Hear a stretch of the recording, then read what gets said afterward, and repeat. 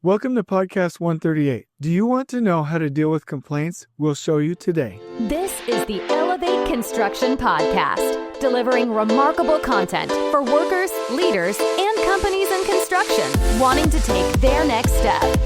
Get ready to step out of your comfort zone with Jason Schroeder as he encourages you to do better, live a remarkable life, and expect more. Let's go. Welcome, everyone. Are you getting excited about Thanksgiving? I know I am, and I'll tell you why. Because every now and then I think we need a break. So if you have to work on Friday, I will pray for you. I think because I really wish that you could have Thursday and Friday and a nice weekend off, and that you can enjoy decorations and good food and just really cool things with your family. If you're by yourself, I hope you have wonderful people that will invite you over. I hope that you don't feel lonely. I hope that this holiday season just gives you a little bit of connection and happiness. And I just want to give a shout out to somebody, one of my coworkers at a new project that we're mobilizing. He's got a little mobilization trailer out there, and I went in today and he had a Christmas tree decal on the door. And he has Christmas music, and he has lights up, and he has the whole nine. Just really enjoying the holiday experience, and so I hope you guys are able to as well. And today on this podcast, I hope I don't ruin it by talking about a subject that I'm really passionate about. Actually, I hope I bless whatever kind of time you're having at work with this advice, which is how to deal with complaints. So we're going to tell you more about that in just a minute. So I'm excited right now about the fact that we switched. Let me tell you a story. So I had to take my kids to a leadership training, a youth leadership, or I wanted to take them. I did take them to a leadership training in Vegas. And so I just rented a hotel and spent 2.5 days recording the superintendent book that should be out in a couple of weeks, depending on how long ACX takes for the Audible account. But anyway, I'm recording this book and I'm jamming, and I literally spent 2.5 days getting this thing recorded. I mean, there were like 180 files.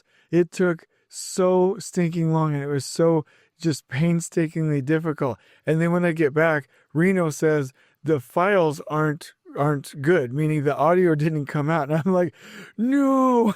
So I'm like being prayerful and thinking to myself, like, why did that not come out? And so what I felt inspired about was that I was supposed to go through and read the whole thing because I made some edits to make it more understandable. And there were like 8 sections that weren't like what I would consider a 9 out of a scale of 1 to 10 on remarkable content. So I deleted those, and I just felt like, okay, I know this thing start to finish now. It's perfect.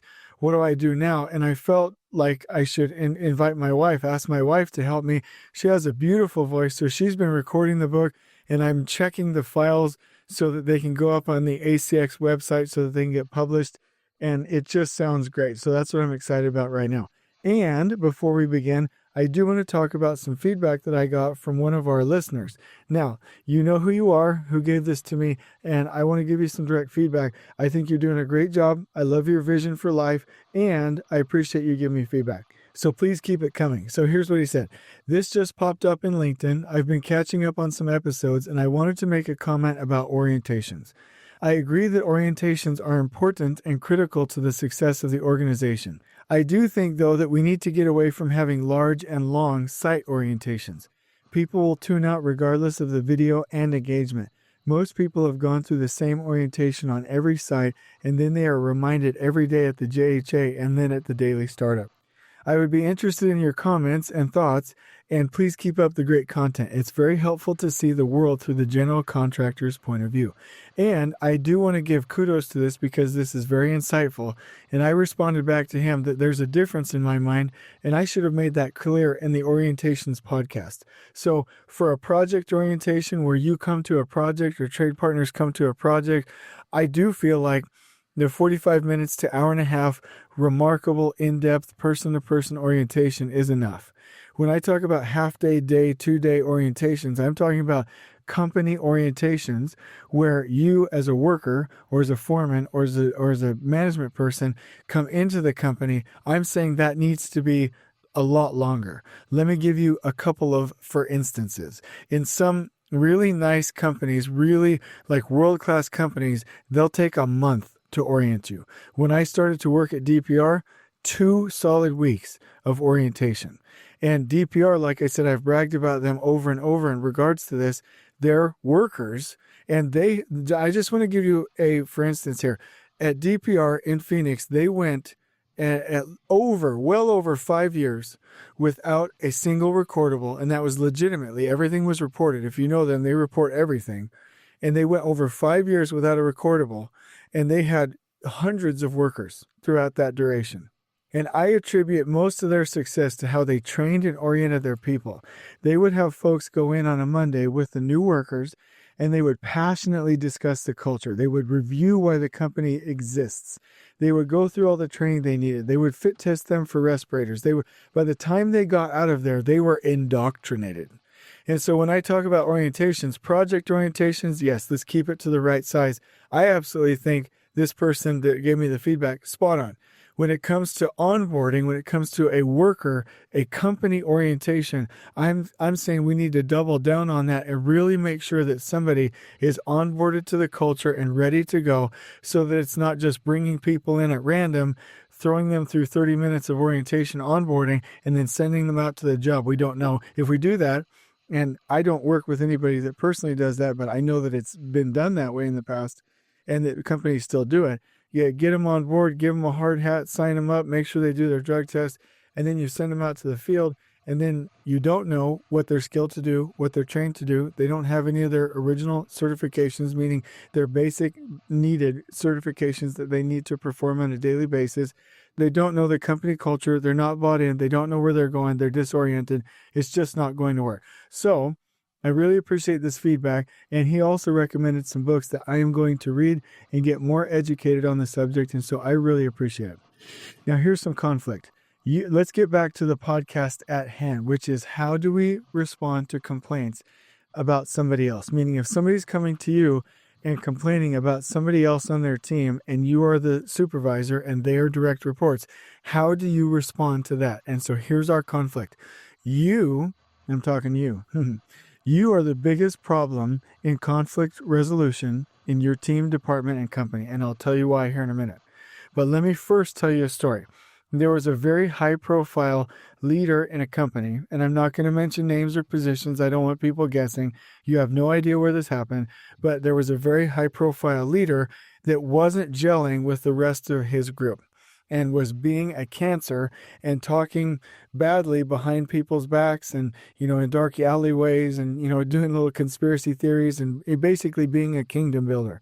And he bypassed his direct supervisor and wanted to make his coworkers that he was complaining about and his direct supervisor the enemy to the president of the company. And so he went directly to the president of the company, and instead of giving the responses that I will recommend today, the president of the company said, "Oh, let me listen to you. Let me have a bunch of secretive meetings. Let me go ahead and take care of you. Oh, you don't have to respond to that person or your team. You can respond to me." And all it did was encourage and continue the bad behavior. And that behavior, that situation got worse and worse and worse and worse, to the point that team never built, it never gelled, it never started to be high performing, and that relationship and that cancer continues. It continues because it was never fixed. And that has happened over and over and over in different organizations with different leaders that I've observed. I've read about it in books. Okay. Now, in this specific example, another person heard about this from the person that was the problem, tried to do the exact same thing, and thankfully this president got wise and said, "Nope, you need to go handle this with your functional group," and that relationship did work. But it was too late, or that person perceived that it was too late for the first person. And so there is a way to deal with situations like this, and there is a way to not deal with them. And so let me go through these one by one. So first and foremost, if anything has to do with discrimination or harassment, or something negative that happens on site that is against the company's code of conduct, you as the leader have to always listen to it and keep it anonymous. No, not anonymous. I said that wrong. keep it confidential, but tell the right people. You have to tell HR. You have to tell your company representatives. You have to, in certain situations, if it's legal, you have to do the right legal reporting. You need to tell the president and the CEO of the company. If it has to do with discrimination, harassment, or a violation of a code of conduct, you have to deal with it. You have to keep that confidential, meaning between you and the person, and you have to deal with it and tell the right people and act.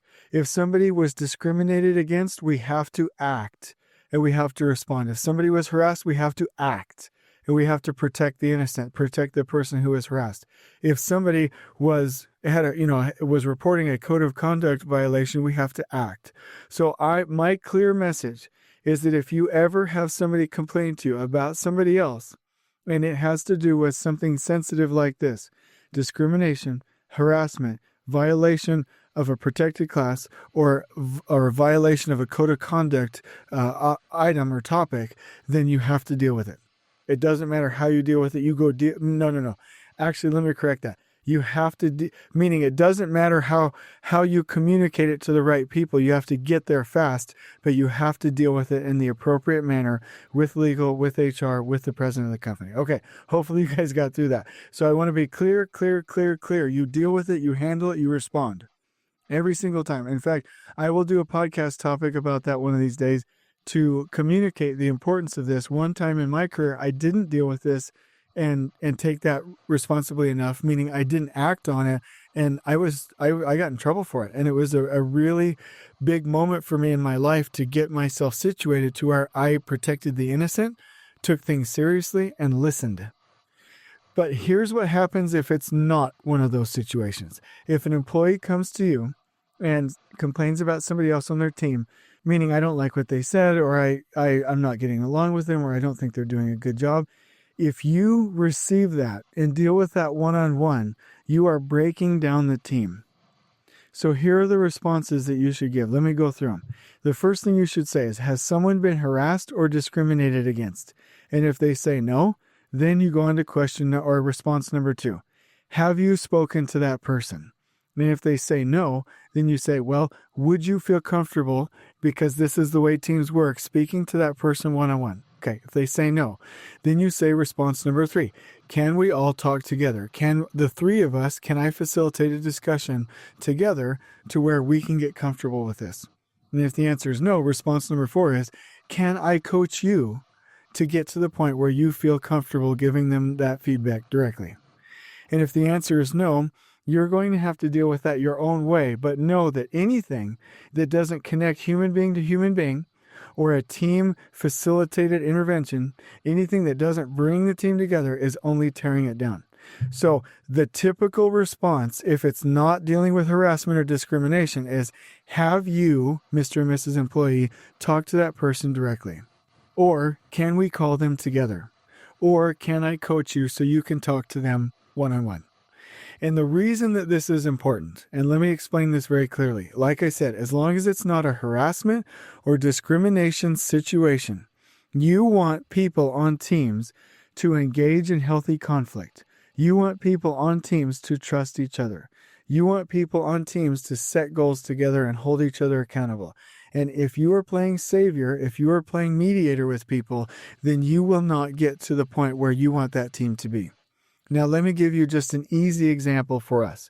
You're in a last planner meeting and you're a superintendent, and you have a trade partner that comes up and says to you, hey, general contractor, can you tell trade partner B to move their stuff off of level 3 area C? And the other person is in the meeting. And typically back in the day, I or you would turn to contractor B and say, hey, will you move ... And you're like the filter for everything. Everything goes through you. Nowadays, in last planner meetings, this is what we say. Okay, trade partner, so you have an issue. Trade partner B is in the same meeting. Can you two look at each other right now, explain the problem, and make commitments to each other to solve it? And usually they're like, okay, I guess I can do that. And then they look towards each other, and sometimes you have to say, okay, please look at each other. Don't look at me anymore. Look at him. Look at her. And they say, well, okay, this is the issue that I need. I need level 3 area C. I need this moved. Then trade partner B says, the second one says, okay, yeah, I can do that. And they make commitments to each other. And they're not using your emotional currency. They're not waiting for you when you're in meetings, right? And they don't just have an obligation to you in that relationship. They have an obligation to each other. And so that is the way that true collaboration works and how you build the team. The same thing happens at work. So if somebody comes and complains about somebody else, what you want to do is connect them together. You want to get them talking together. You want to build trust with them together.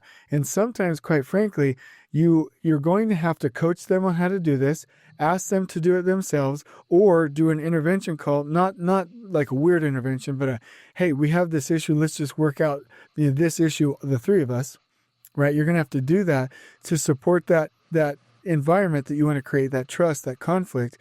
And sometimes with a team that's not performing, you might have to get the whole team into a conference room, speaking up, airing out, grievances in a professional way, and start to build trust and build that team back together again out in the open. Let me just say a couple of things. There are people that will tell me when we're in a team meeting, hey, Jason, I don't like that you called me out in the meeting with everybody. I would rather you just take me off to the side. And I say to them, well, okay, thank you for telling me that. Let me explain my perspective. Could you imagine a Navy SEAL team saying to the Navy SEAL instructor, hey, don't coach me in front of my team. I really want you to pull me off to the side. Or an Olympic coach. You're an Olympic team and you have an Olympic coach, and the coach says something to you, and you're like, whoa, please don't say anything in front of me, in front of my team. I would like you to pull me off to the side. If you have something to coach me about one-on-one, let's keep it in private. Let's keep it a secret.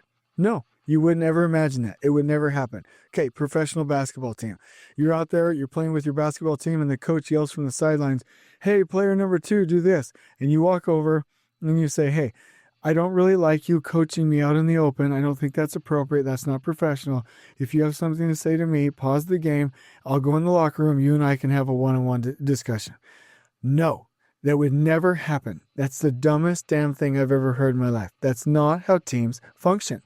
Teams function where they learn to trust each other, they have healthy conflict together, they set goals together, and they hold each other accountable. So, when you receive a complaint where somebody's backdooring the situation, they're in-rounding the team, they're violating the trust of the team, and they're calling you directly, you need to gently, as much as you can, as long as it doesn't have to do with discrimination or harassment, you need to gently nudge them back to that person. And here's why I'm big about the discrimination and harassment.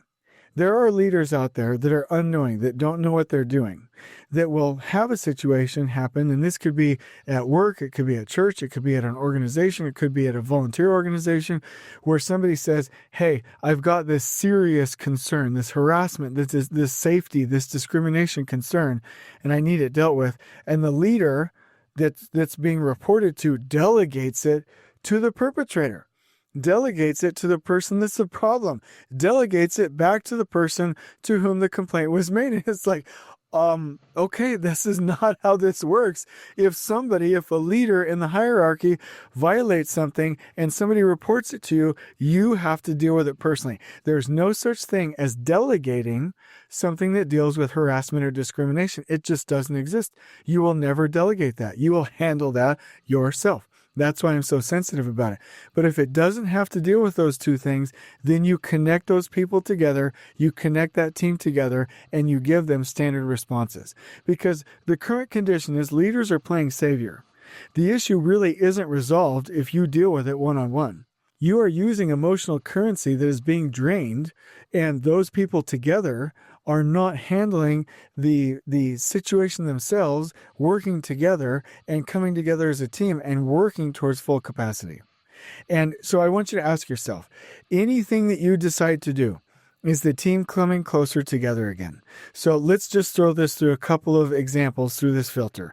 Is the team coming closer together? So somebody comes to you and reports harassment or discrimination. You handle it one-on-one, you keep it confidential, you tell the CEO, you tell legal, you tell HR, and you appropriately deal with it, and you responsibly deal with it according to any standards of care, meaning anybody that heard about how you dealt with it would feel like you took it seriously enough and you protected the innocent. Did you bring, and maybe you had to terminate the offender, or you had to suspend the offender, or you had to do something drastic, not transfer him to another location, but you dealt with it. You dealt with it. Okay. Did you allow that team to come closer together? Yes, because you got rid of a problem. Now, here's another situation. Somebody comes to you from a team and you're the leader, and they say, well, so-and-so, I don't really get along. Our personalities aren't jiving.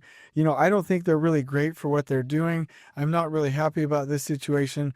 I want to complain to you and I want you to fix it. Now, if you say, have you talked to the person? Can we talk to that person together? Can I coach you to talk to them directly? And you've brought the team together. Have you allowed that team to come closer together? Yes. So this works. This guiding principle works in every situation. So here is my challenge. If you have a normal run-of-the-mill challenge where somebody is complaining about another team member, response number 1 is, has somebody been harassed or discriminated against? No. Okay. Response number 2, have you spoken to that person? No. Okay. If you don't feel comfortable with that, response number 3 is, can we talk all of us together? Well, I don't feel comfortable with that. Response number 4, can I coach you with enough coaching to where you can get to the point to talk to them directly? And those are the responses. And if the answer is still no, I would question, is that person a cultural fit? Really, the vision for this is that we build teams. And for project managers and directors and vice presidents and CEOs, I would train them. The first response after asking if it has to deal with harassment or discrimination is, have you spoken to that person? Next time it happens, have you spoken to that person? Happens again. Have you spoken to that person? Happens a 4th time. Have you spoken to that person? A different situation happens. Have you spoken to that person? Are you connecting the right social groups instead of playing savior? And I hope that this helps to build your teams. I've seen it work over and over again, and I hope this has been helpful. On we go. Join us next time in elevating the entire construction experience for workers, leaders, and companies coast to coast. If you're enjoying the show, please feel free to share with your construction colleagues and help us spread the word by rating, subscribing, and leaving a review on your preferred podcast listening platform. We really appreciate it. We'll catch you next time on the Elevate Construction Podcast.